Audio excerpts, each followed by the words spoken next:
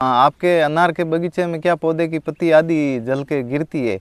क्या आपके पौधों में सूखापन ज़्यादा आता है? क्या आपके पौधे में जो माल है वो कम सेट होता है और जो माल की सेटिंग है वो लेट आती है? तो दोस्तों, आज इन्हीं सवालों का जवाब लेके मैं हाजिर हूँ। आपका दोस्त ताराराम चौधरी एक बार फिर आपका स्वागत करता हूँ आपके इस YouTube channel Thar technical farming पर। अनार के पौधों में निमेटोड की एक बहुत ही विकट समस्या है। ये देश के कोई भी कोने में ऐसी जगह नहीं है जहाँ पे ये निमेटोड की बीमारी नहीं होती है। अपने राजस्थान में तो ये बीमारी और भी बहुत ही गंभीर है। किसान भाइयों को इस निमेटोड की बीमारी की वजह से बहुत ही नुकसान हो रहा है। तो दोस्तों, मैं आज इसी बारे में आपसे बात करूँगा। आपके बगीचे में है वो निमेटोड है तो उसकी किस प्रकार से पहचान की जाए, किस प्रकार से उसका मैनेजमेंट किया जाए और किस प्रकार से जो स्वस्थ बगीचे उनकी तरह निमेटोड ग्रसित पौधों से जो उत्पादन है वो लिया जाए। तो वीडियो शुरू करने से पहले अभी तक आपने मेरे इस चैनल को सब्सक्राइब नहीं किया है तो चैनल को सब्सक्राइब ज़रूर करें और पास में जो बेल आइकन का बटन है उसको प्रेस करें ताकि मेरी हर नई वीडियो की नोटिफिकेशन है वो आपको सबसे पहले मिलती रहे। आप अनार की खेती करते हैं तो आपको उसका जो रोग है उसके बारे में आपको नॉलेज होना बहुत ही ज़रूरी है। अगर रोग के हिसाब से आप कोई भी चीज़ उसमें अप्लाई करते हैं, उसका ट्रीटमेंट करते हैं तो आपको उसका रिज़ल्ट है वो परफेक्ट मिलेगा। निमेटोड की बात की जाए तो सबसे पहले बात करते हैं निमेटोड रोग है उसकी पहचान क्या है। आप गार्डन में जाते हैं, आपको लगता है कि आपके पौधे स्वस्थ नहीं है, उसकी पत्ती है वो आधी जल के गिर रही है, पत्ती है वो पीछे से आधी जल के नीचे ड्रॉप हो रही है, पत्तियां पौधे पे कम और ज़मीन पे ज़्यादा है, तो निमेटोड का ये है वो सबसे बड़ा लक्षण है। दूसरा दोस्तों लक्षण है पौधे में सूखापन ज़्यादा आना। अगर निमेटोड है तो पौधे में वो सूखापन रहेगा। तीसरा सबसे बड़ा पहचानने का तरीका और लक्षण है वो पौधे की जड़ है। आप उसकी जड़ खोद के देखेंगे तो उस जड़ में आपको है वो छोटी छोटी गांठें मिलेंगी।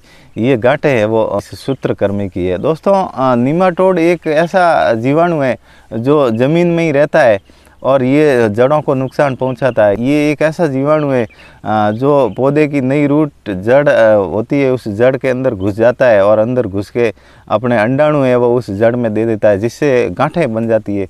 और ये गांठें हैं वो पौधे की जो पानी है, खनिज लवक है, जो पोषक तत्व है उनको है वो पौधे तक ऊपर पत्तियों तक जाने में रोक देती है, जिससे पौधे की पत्ती है वो ड्रॉप हो जाती है और पौधा है वो स्वस्थ नहीं रह पाता है। ये तो इसकी पहचान के लक्षण हैं। अब इसको किस प्रकार से बढ़ने से रोका जाए, किस प्रकार से इसका मैनेजमेंट किया जाए, माल की सेटिंग में सुधार करने के लिए एक्स्ट्रा काम करना पड़ेगा। कुछ एक्स्ट्रा काम करके बहुत ही आसान तरीके से आप इन पौधों पे वो अच्छा प्रोडक्शन ले सकते हैं। मैं आपको आज दो ऐसे बहुत ही आसान उपचार बताने जा रहा हूँ जिनको करके आप है वो अच्छा उत्पादन इन पौधों से ले सकते हैं। इन पौधों पे आपको थोड़ा एडवांस में काम करना पड़ेगा। अपने राजस्थान में जनरली जो बार है वो मरगबार किसान भाई पकड़ते हैं और मरगबार में इतराइल लगाते हैं। मरगबार में इतराइल लगाते हैं तो दिसंबर, जनवरी और फरवरी में वो किसान भाइयों की हार्वेस्टिंग है वो पूरी हो जाती है। इस 6 महीने के पीरियड के दौरान किस प्रकार से पौधे की स्ट्रेंथ है वो मजबूत रखनी है, किस प्रकार से पौधे को है वो स्वस्थ रखना है। अगर इस 6 महीने के दौरान पौधा स्वस्थ रहेगा तो ही आपका है वो प्रोडक्शन अच्छा आ पाएगा, नहीं तो नहीं आएगा। तो इसके लिए सबसे पहले तो आपको काम करना है, आपके पौधे की जो निमेटोड ग्रसित पौधे हैं उन निमेटोड ग्रसित पौधों में हार्वेस्टिंग होने के तुरंत बाद में आपको गोबर खाद अपन लगाते हैं वो गोबर खाद इन पौधों में आपको लगानी है। जैसे आपकी हार्वेस्टिंग मार्च महीने में आपकी हार्वेस्टिंग खत्म हो जाती है, माल है वो उतर जाता है, तो मार्च महीने में ही आपको इन पौधों पे वो खाद लगानी है। दोस्तों, अगर आप एडवांस में काम करेंगे तो आपका पौधा है वो एडवांस में तैयार हो जाएगा। आप मार्च में इसमें खाद लगाते हैं तो जो जून जुलाई महीना आता है, जून जुलाई महीने तक आपका पौधा है वो भरपूर स्टोरेज कर लेगा। और आप जब इस पर इतराइल लगाएंगे तो इतराइल लगाते ही आपका पौधा है वो फूलों से भर जाएगा और उस पर ड्रॉपिंग की समस्या भी बहुत ही कम आएगी। जब तक पौधे के पास में बराबर स्टोरेज नहीं होता है तो पौधों में ड्रॉपिंग की समस्या भी ज़्यादा आती है। आप देखते होंगे एक नए पौधे होते हैं इन नए पौधों में फूल आते ही फल बनना शुरू हो जाते हैं, और जो पुराने पौधे हैं उन पुराने पौधों में फूल आते रहते हैं, गिरते रहते हैं, आते रहते हैं, गिरते रहते हैं, और धीरे धीरे वो लेट जाके उन पर माल की सेटिंग होती है। उसका सबसे बड़ा कारण है पौधे में स्टोरेज नहीं होता है, उसके पास में कैपेसिटी नहीं होती है माल को अपने ऊपर रखने की, पौधा कमज़ोर होता है। तो उस कमज़ोरी को दूर करने के लिए आपको है वो 6 महीने का जो पीरियड रहता है फ्रूट सेटिंग से लेके फल उतरने तक का, उस स्ट्रेंथ को मजबूत करने के लिए आपको जो माल उतरने के बाद में फ्री पीरियड होता है, उस फ्री पीरियड में आपको काम करना पड़ेगा। तो दोस्तों, हार्वेस्टिंग होने के तुरंत बाद देसी खाद लगाने के बाद में इसमें आपको नियमित ट्राइकोडर्मा का इस्तेमाल करना है। अगर आप ट्राइकोडर्मा यूज़ करते तो आपके पौधे में जो जड़ गलन रोग है और नीमाटोड है वो काफ़ी हद तक कम हो जाएगा। और जब तक आपके पौधे में नीमाटोड और जड़ गलन नहीं होगा, आपकी जड़ स्वस्थ रहेगी, और जड़ स्वस्थ रहेगी तो आपका पौधा है वो अच्छी तरह से भोजन कर पाएगा।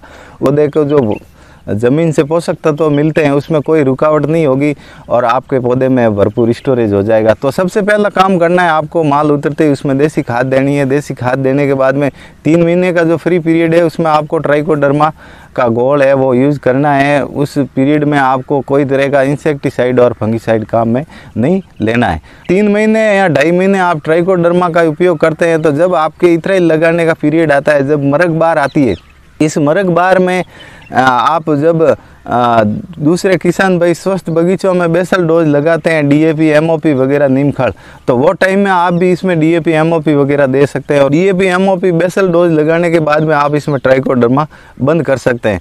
उसके बाद में दोस्तों आपको काम में लेना है बायर कंपनी का वेलम। अगर आप बायर कंपनी की वेलम प्राइम यूज़ करते हैं तो ये वेलम प्राइम है वो बहुत ही अच्छा काम करती है। और जब आप इथराइल लगाने से पहले इसमें अगर आप बेसल डोज लगाने के तुरंत बाद आप वेलम प्राइम का उपयोग करते हैं तो ये वेलम है आपके पौधे को है वो 3 महीने तक खराब नहीं होने देती। और इस 3 महीने के पीरियड में आपके फूल लगने से फल बनने की प्रक्रिया है वो पूरी हो जाती है। तो जिस प्रकार दूसरे बगीचों में सेटिंग आएगी उसी प्रकार से आपके बगीचे में भी सेटिंग आ जाएगी। दोस्तों, एक बात का आप और ध्यान रखें, अगर आपके आसपास के एरिया में स्वस्थ पौधों में इथराइल जैसे जुलाई महीने में लगती है तो आपको आपके जो डैमेज पौधे हैं या नीमाटोड ग्रसित बगीचा है उसमें आपको 15 दिन एडवांस में इथराइल करनी है। अगर आप 15-20 दिन एडवांस में इथराइल करेंगे तो जो नए बगीचे हैं उनमें सेटिंग आएगी, तब तक आपका पौधा है वो भी सेटिंग के लिए प्रिपेयर हो जाएगा, और उनके साथ साथ आपके माल की भी हार्वेस्टिंग हो जाएगी। तो वेलम प्राइम अप्लाई करते हैं, तो वेलम प्राइम अप्लाई करने का मैं जो आपको तरीका है वो भी बता देता हूँ। इसमें आप गलती नहीं करें। ड्रिप में आप अगर वेलम देते हैं तो पहले आपको पौधे को भरपूर पानी पिलाना है। जितनी ज़्यादा आप पानी पिलाएंगे उतनी ज़्यादा ये दवाई है वो फैलेगी।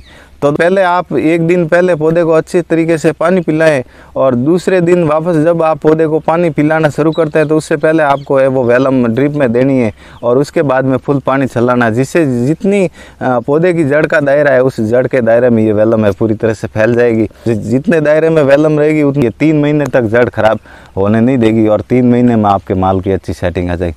अगर 3 महीने के बाद में आपको लगता है पौधा वापस डाउन हो रहा है या पत्ती गिर रही है तो फिर आप एक बार इसमें और वेलम अप्लाई कर सकते हैं।